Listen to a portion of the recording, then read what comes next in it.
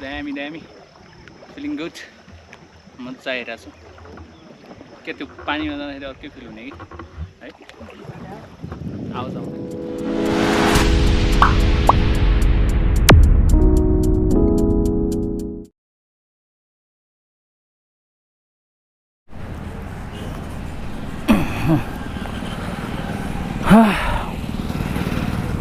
So alright, camera is ready, bag ready, मान्छे पनि ready, bike पनि ready, and going for a vlog now. Alright, so बाटो काटौँ पहिला. Let's see.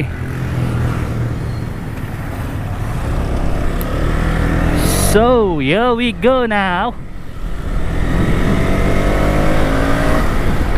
Hello and namaste, welcome to my channel. It's the KTM rider.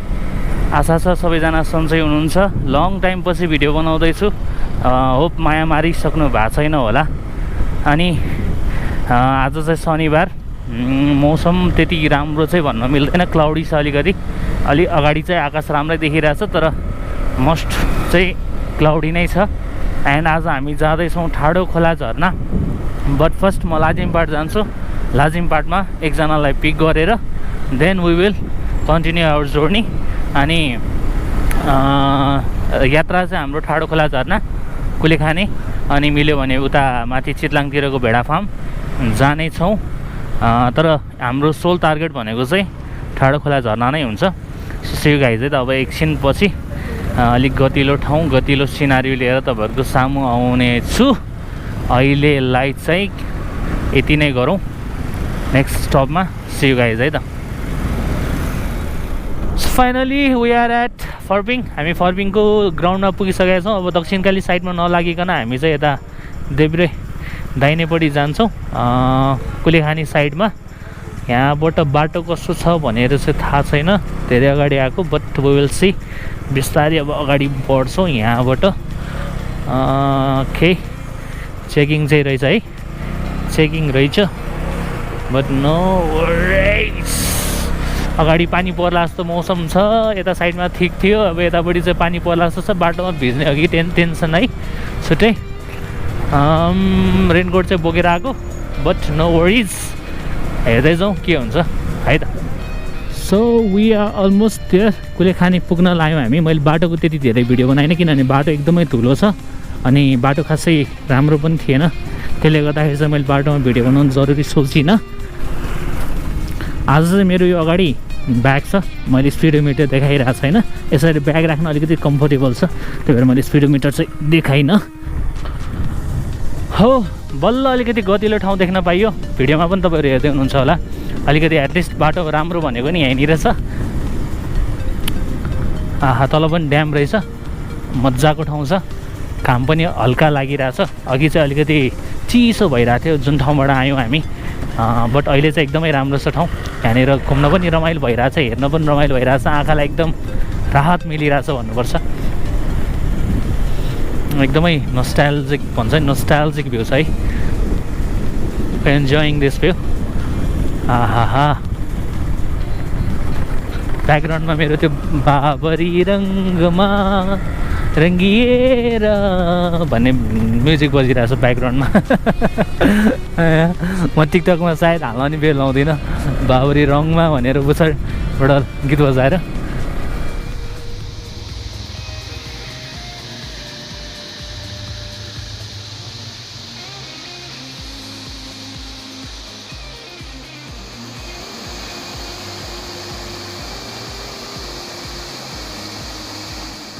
So we are here at मार्कोमा एउटा राम्रो झरना जस्तो खोला जस्तो भेटियो.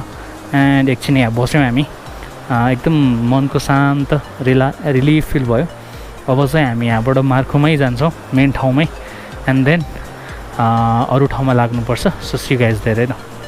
फाइनली गाइज हामी इन्द्र सरोवर मेन ठाउँमा पनि पुग्यो है. अब हामी यहाँबाट रिजोर्ट जान्छौँ, कुलेखानी लज रिजोर्ट सायद. देन त्यहाँबाट खाएर त्यता माथितिर हुनुपर्छ. त्यो त्यहाँनिर रहेछ हिल लज. सो हामी लज रिजर्भ जान्छौँ देन पछि मात्रै तल आउँछौँ हामी एकचोटि लज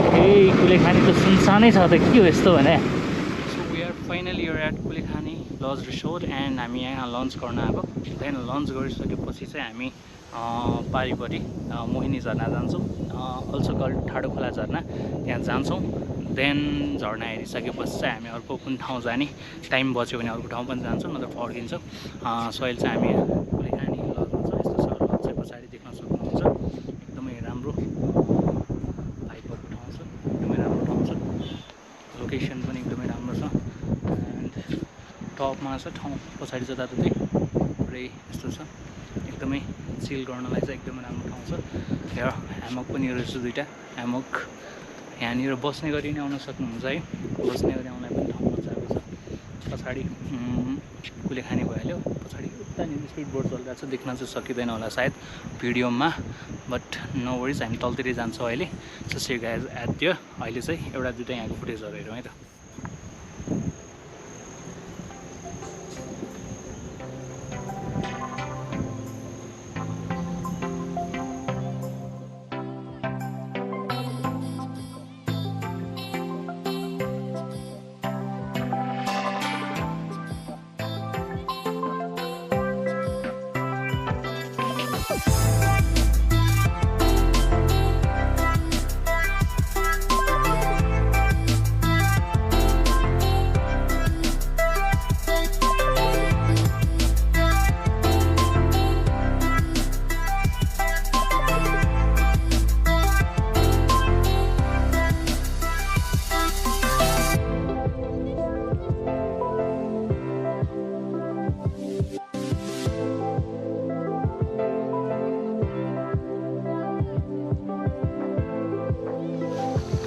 सो अलराइट हाम्रो खानपिन सक्यो अब हामी यहाँबाट निक्लिँदैछौँ तल बोटिङ गर्न जान्छौँ हाम्रो ठाडो खोला झरना मोहिनी झरना चाहिँ आज नजाने भयो पानी चाहिँ तल कमरसम्म आउने छ अरे त्यो रिभर क्रसिङ गर्नुपर्ने हुन्छ दुईवटा अनि कमरसम्म आउने भएको हुनाले चाहिँ हामी आज त्यता जाँदैनौँ हामी तल जान्छौँ कुलेखानीमा बोटिङ गर्छौँ एन्ड देन यहाँबाट फर्केर हामी काठमाडौँतिर फर्किने जस्तो छ त्यतै फर्किन्छौँ है त see you guys in boating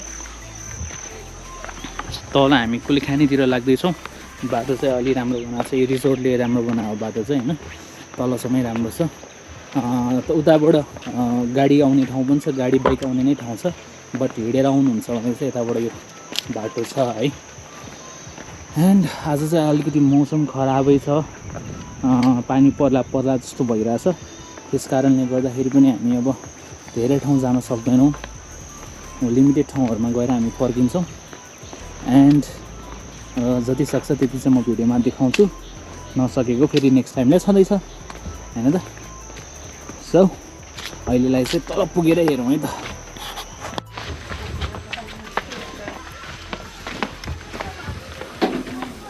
so हामी तल अहिले कुलेखानीमा आइसकेका छौँ बोटिङको लागि कहाँ छ हेरौँ टिकट काट्ने ठाउँ यहाँ डाइरेक्ट त्यहीँबाट हो देन हामी जान्छौँ बोटिङ गर्छौँ पानीको मजा लिन्छौँ होइन त अनि नेचरको मजा लिन्छौँ देन बोका चाहिँ बोका पछि बोका थाहा छ नि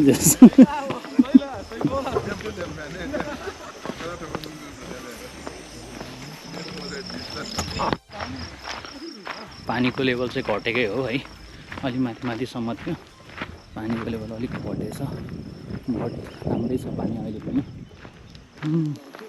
डिसपोइन्ट हुने खालको चाहिँ छैन सो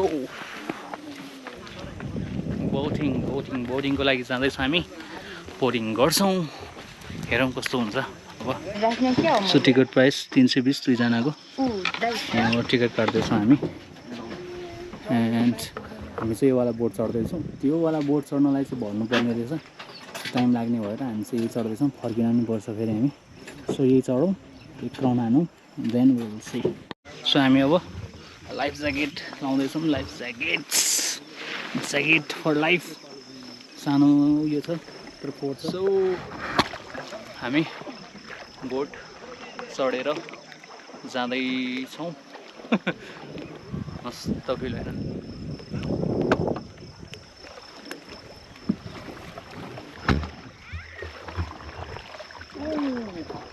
दामी फिलिङ गुड मजा आइरहेको छु के त्यो पानीमा जाँदाखेरि अर्कै फिल हुने कि है आउँछ